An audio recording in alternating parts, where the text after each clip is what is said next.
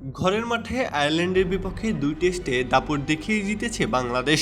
পেছনের কারিগরদের একজন ছিলেন তাইজুল ইসলাম। অবশ্য বল হাতে নেতৃত্ব দিয়েছেন সামনে থেকেই। ২ ম্যাচে ১৩ উইকেট তুলেছেন নিজের ঝুলিতে। তাতেই আইসিসির নভেম্বর মাসের সেরা খেলোয়াড়দের দৌড়ে জায়গা হয়েছে তার।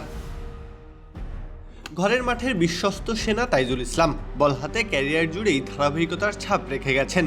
প্রতিপক্ষ ব্যাটারদের পরীক্ষা নিয়েছেন, দলের প্রয়োজনে বল হাতে সবার আগেই এগিয়ে এসেছেন, সাদা পোশাকে লাগিয়েছেন গর্বের ধুলো।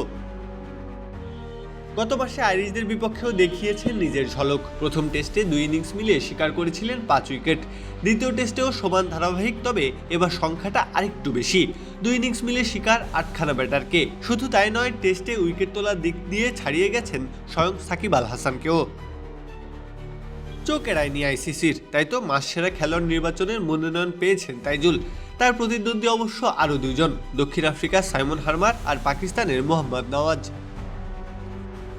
একজন ভারতের মাটিতে ভারত বধের নায়ক, আরেকজনের কল্যাণে ত্রিদেশীয় সিরিজের ট্রফি ঘরে তুলেছে পাকিস্তান। লড়াইটা তাই শেয়ানে শেয়ানে। তাইজুলের মনোনয়ন তাই প্রতিযোগিতামূলক পরিবেশে এসেছে। হারমান নওয়াজ দুজনই নিজ নিজ ফরম্যাটে ছিলেন সমান কার্যকর।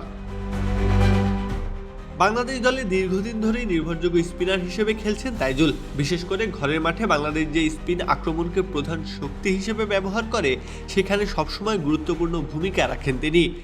সাম্প্রতিক পারফরমেন্সেও আবারও প্রমাণ করেছেন বাংলাদেশের টেস্ট সাফল্যে তাইজুলের অবদান কতটা অমূল্য। প্রত্যহ কাব্য, খেলা ৭১।